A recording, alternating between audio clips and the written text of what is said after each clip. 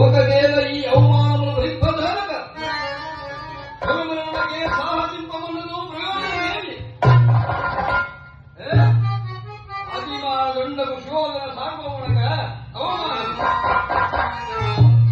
పోనీము మహాగజేంద్రము మార్గమున ఎదుగుతులేదు. అంతైనలా ఈ అవమానము సమస్యపోవునా?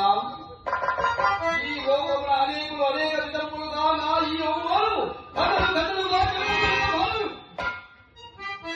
నేను నుంచి ఈ ప్రపంచంలో శిరస్థాయిగా నిలవక కాదు. ఏమి చేయదును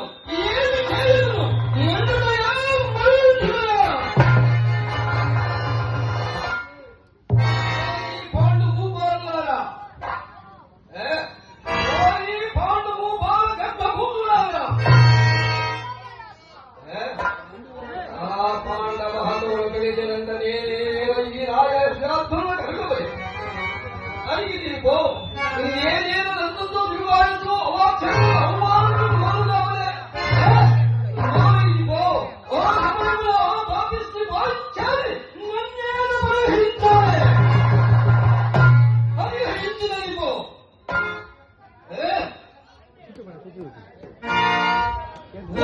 పాండు భూపాలులారా, ఉన్నమగంట భూమండలాది మమ్మడ గంట మడుపులు నిరంతర నీరాజుల నిజపాద వంకేల ఉన్నై ఇందు నాట సుతుల పరిజవేశన సుందర వార దూర ఉన్నై తన రాజమల సంభారణ దీపల విజయమల సమత్తుండలై అభిమాన దురుండలై దుర్డలై చుండలై 14 మూడపుల కవిత్వ నెత్తిమ దినను నువ్వు కవిత్వాలు కవిత్వముగా కవిత్వాలు రూపులు సాధన పదార్థములై చంద్రుల బ్రహ్మమాలవై ఇదంత నిస్వార్థ సత్తుతో వెలుసుకుని అభిమాన వందనీయ బంధువులమై నిష్కలంకమై కుటుంబల మేలు కలుగుతూ సుక్షత్రియ వంశము ధరించి అనేక గౌహని సమూహముల గదిలాడున్నారు.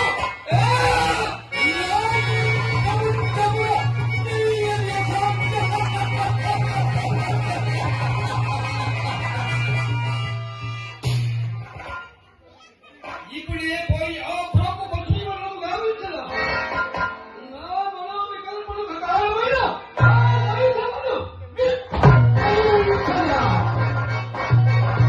నా ఈ అవమానములో అయినా పరిచాలి పదవుంచదా.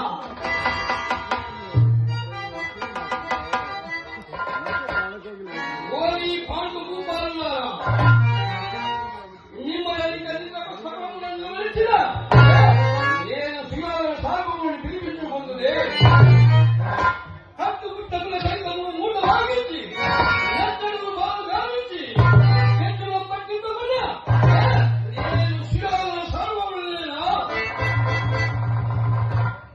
నిండు సమక్షమున సమక్షమున గట్టి సమేతముగా ఈ మానవాన్ని చేయకుండా నేను శివాల చక్రవర్తిని పిలిపించుకుంటే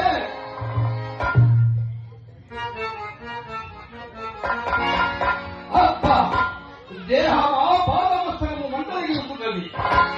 ఒక్క వ్యక్తిని ఆత్మ సంతృప్తి కలిగి ఉన్నది కానీ